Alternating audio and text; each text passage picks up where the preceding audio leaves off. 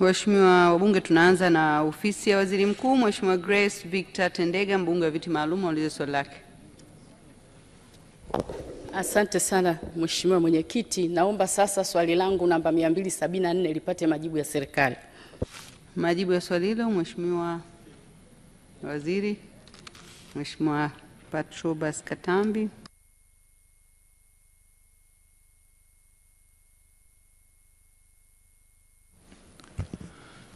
Mheshimiwa Mwenyekiti, kwa niaba ya Mheshimiwa Waziri Mkuu, naomba kujibu swali la Mheshimiwa Grace Victor Tendega, mbunge wa viti maalum kama ifuatavyo.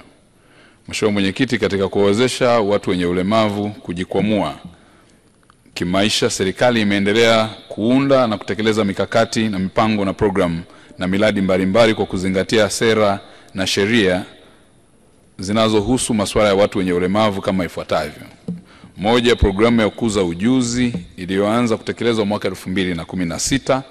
2, mikopo ya 10% isiyokuwa na riba inayotokana na mapato ghafi ya ndani ya halmashauri kwa ajili ya wanawake, vijana na watu wenye ulemavu, ambapo watu wenye ulemavu walitengewa 2%.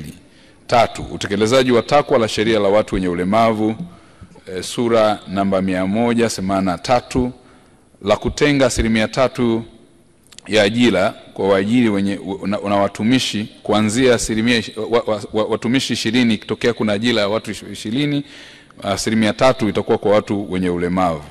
Lakini 4, utekelezaji wa takwa la sheria la ununuzi wa umma sura namba 410 la kutenga 30% ya zabuni za umma kwa ajili ya wanawake, vijana na watu wenye ulemavu. 5, utekelezaji wa mkakati wa teknolojia saidizi ya mwaka 2024-2027 na 6, utekelezaji wa mpango kazi wa taifa wa haki na ustawi wa watu wenye ulemavu albinism na mwaka 2024-2029 na 7, utekelezaji wa mipango mbalimbali ya serikali na ile ya kibajeti kama vile mwongozo wa teknolojia saidizi. Mheshimiwa Spika, Mheshimiwa Mwenyekiti, nakushukuru. Mheshimiwa Grace Victor Tendega. Asante sana Mheshimiwa Mwenyekiti kwa kunipa nafasi. Na kushukuru Mheshimiwa Waziri kwa majibu mazuri. Pamoja na majibu hayo mazuri ambayo umenipa Mheshimiwa Mwenyekiti, moja ya sababu ya watu wenye ulemavu kutokuwa na uchumi imara ni upatikanaji wa elimu yao. Wengi tunajua hali zao zilivyo na wanapata adha sana kwenye ada wakiwa vyuoni, wakiwa mashuleni na hali kadhalika wakiwa kwenye elimu ya juu. Na kumekuwa na changamoto kubwa sana ya upatikanaji wa ruzuku. Je, kwa nini serikali isiwapatie ruzuku hawa watu wenye ulemavu wakiwa masomoni ili waweze kupata elimu vizuri na baadaye wajikwamue kimaisha? Swali langu la pili Mheshimiwa Mwenyekiti, kumekuwa na changamoto kubwa hawa watu wenye ulemavu wakienda kupata mahitaji katika jamii. Kumekuwa na changamoto kubwa ya mawasiliano kwa kutumia lugha za alama. Wengi wanashindwa kuwaelewa hawa watu wenye ulemavu na baadaye hatimaye wanaweza kuajiri watu ili waweze kuwasaidia, ambayo inakuwa ni adha kubwa kwao. Je, serikali haioni haja sasa wizara yenu pamoja na wizara ya elimu mkashirikiana pamoja ili muweze kufundisha lugha ya alama kwa walimu wote na wanafunzi wote waweze kupata hiyo elimu ya lugha ya alama ili wale watu wenye ulemavu wanavyochanganyika na jamii waweze kupata mambo ambayo yatawasaidia kiuchumi? Majibu Mheshimiwa Waziri. Asante Mheshimiwa Mwenyekiti, naomba kujibu maswali mawili ya nyongeza ya Mheshimiwa Tendega kama alivyoeleza. La kwanza, nakubaliana na Mheshimiwa Tendega kwamba watu wenye ulemavu ambao mimi ni wajomba zangu wanapata changamoto kubwa sana hasa kwenye masuala ya elimu, lakini zangatio hilo lilionwa na Mheshimiwa Rais alipokutana nao Chamwino Dodoma mwezi Machi 2022 na walieleza moja ya changamoto ilikuwa ni hiyo. Utatuzi maagizo ya utekelezaji wa maelekezo ya Mheshimiwa Rais yalitolewa ofisi ya Waziri Mkuu, mojawapo ilikuwa ni kuhakikisha miundombinu rafiki inakuwepo kwenye maeneo yote ya utoaji elimu ikiwemo shule, lakini pia utoaji wa vifaa saidizi na vifaa mwendo, lakini pia Mheshimiwa Rais aliongeza bajeti ya kusaidia watu wenye ulemavu kupitia ofisi ya Waziri Mkuu, na hatua nyingine tuliamua kuunda mfuko maalum wa watu wenye ulemavu na kufungua akaunti maalum kupitia BOT ambayo tayari kwa mwaka huu wa fedha imeshawekwa tayari shilingi bilioni 1.1 kwa ajili ya kuwasaidia kwenye mambo ya elimu, lakini pia uwezeshaji kwa ujumla, ikiwa ni sambamba na kuwatengenezea mazingira mengine ya uwezeshi. Mfuko wa TASAFU unazingatia watu wenye ulemavu, mfuko wa 10% zile zinazotolewa na halmashauri unazingatia mahitaji maalum ya watu wenye ulemavu. Kwenye kipengele cha ajira kuna mwongozo 3% ya ajira zote zinazotolewa nchini, lakini pia hata unapoenda kwenye ushindani wa kielimu au wa ajira kuna upendeleo maalum ambao unatolewa kwa ajili ya watu wenye ulemavu, ikiwa ni sambamba na kufungua shule zilizokuwa zimefungwa zaidi ya miaka 10. Mheshimiwa Rais amefanya kazi kubwa kutengeneza shule ambazo zitasaidia, ukiacha elimu ya juu, lakini zipo elimu ya kati na ufundi na za marekebisho. Pale Sabasaba Singida tayari imekwisha kufunguliwa, Luanzari Tabora, Mtapika unaendelea kujengwa, tuna Milongo Mwanza, lakini pia Yombo Dar es Salaam. Zote hizi na za elimu jumuishi kuweza kuwasaidia watu wenye ulemavu kujipatia elimu, lakini pia kusaidiwa, na thamani yake zaidi ya shilingi bilioni 3 Mheshimiwa Rais aliitoa, na bilioni 3.6 nyingine Mheshimiwa Rais ametoa kwa ajili ya kufungua vyuo vingine na shule kwa ajili ya watu wenye ulemavu. Mheshimiwa Mwenyekiti, kwenye eneo la pili la swali la Mheshimiwa mbunge Mama Tendega ni kuhusu lugha za alama. Mheshimiwa Mwenyekiti, kupitia bunge lako tukufu, na niwaambie Watanzania na mheshimiwa ambaye ameuliza swali na wajomba zangu, habari njema ni kwamba tayari tumekwisha kuanza kufanya mabadiliko ya mitaala, ukiacha hata mtaala rasmi kupitia Wizara ya Elimu. Tunataka sasa lugha ya alama iwe ya watu wote, kwa sababu wanahitaji msaada na wanajumuika na jamii kwa watu wote. Lakini pia tumeanza kwenye televisheni yetu ya taifa, unaona kuna mtu anayetoa elimu ya lugha anatafsiri habari kwa lugha ya alama.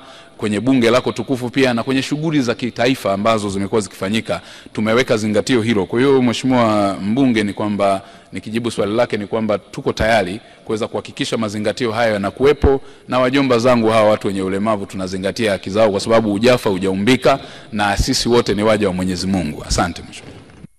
Tunaendelea na swali la Mheshimiwa Mariam Azan Mwinyi, mbunge wa viti maalum. Kwa niaba itaulizwa na Mheshimiwa Fatma Taufik. Asante sana Mheshimiwa Mwenyekiti. Kwa niaba ya Mheshimiwa Mariam Azan Mwinyi naomba swali namba 275 lipate majibu. Majibu ya swali hilo Mheshimiwa Waziri. Mheshimiwa Mwenyekiti, naomba kujibu swali la Mheshimiwa Mariam Azan Mwinyi iliyoulizwa na Mheshimiwa Taufiki.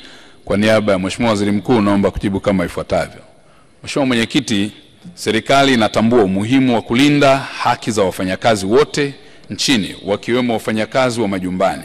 Aidha, serikali ipo katika hatua za mwisho za kuridhia mkataba wa ILO, International Labour Organization, katika mabano namba 189 kuhusu kazi za staha kwa wafanyakazi wa majumbani, na baada ya hatua hiyo kukamilika, serikali kwa kushirikiana na wadau itaandaa kanuni mahususi kwa ajili ya kuimarisha utekelezaji wa sheria ya ajira na mahusiano kazini, sura namba 366, ambayo imeweka katazo kuhusu unyanyasaji wa aina zote katika maeneo yote ya kazi. Asante Mheshimiwa. Mheshimiwa Fatma Taufik.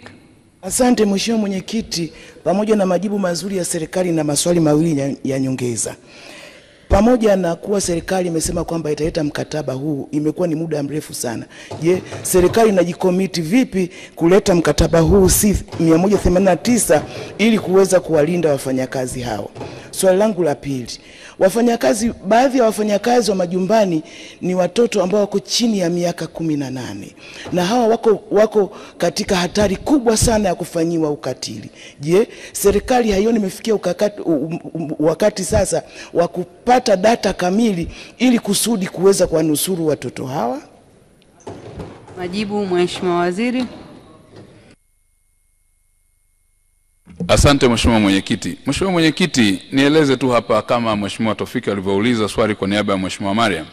Ni kweli kwamba serikali tunatambua kuna manyanyaso makubwa sana wafanyakazi wa ndani wanayapata, na hasa ni kwa sababu makubaliano ya kikazi yanakuwa hayajajengewa msingi wa kisheria, na hata wakati nyingine imepelekea kufanya kazi wa wafanyakazi ambao wako chini ya umri unaotakiwa kwa mujibu wa sheria, hata ile sheria ya mahusiano ya ajira na mahusiano kazini.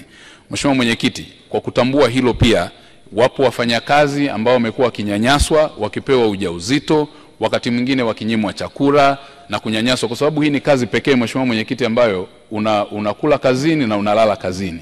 Lakini pia ni kazi ambayo ni kubwa sana, kwa sababu malezi yote ya watoto kwa taifa kwa sehemu kubwa yamekuwa yakichangiwa na wafanyakazi wa ndani. Na familia siku hizi watu wamekuwa bize, wazazi wanaachia majukumu watoto wafanyakazi wa ndani, wa kike au wa kiume, na matokeo yake hata ule momonyoko wa maadili unaanzia hapo. Kwa kutambua hilo Mheshimiwa Mwenyekiti kwamba kumekuwa na hizi changamoto, tumeamua na tumedhamiria kuhakikisha mkataba huu serikali inausaini, na tumekwisha kufika kwenye hatua kubwa.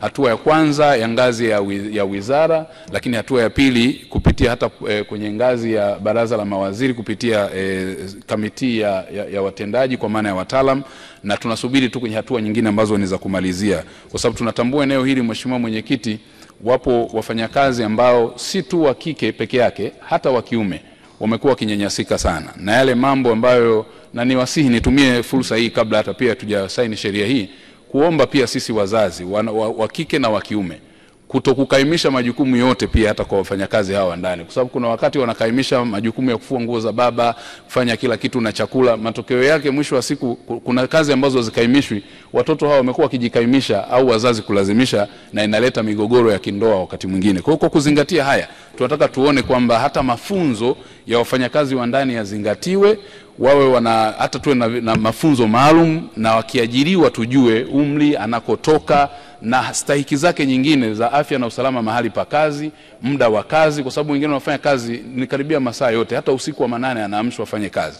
Sasa hili kwa kuangalia kwa uchungu mkubwa, Dr. Samia Suluhu Hassan alionao, ameshatoa maelekezo, maagizo mahususi, na maelekezo ya utekelezaji Mheshimiwa Waziri Mkuu ameshatupatia, na hivi karibuni mkataba huu tutamalizana nao, na Mheshimiwa Waziri wangu Ridhiwani Kikwete anafahamu kwamba ameshafikia hatua nzuri ya mkataba huu, na yeye ananiona antikisa kichwa hapo. Kwa hiyo jambo hili tumelipokea kama serikali na tutalifanyia kazi haraka sana Mheshimiwa Mwenyekiti.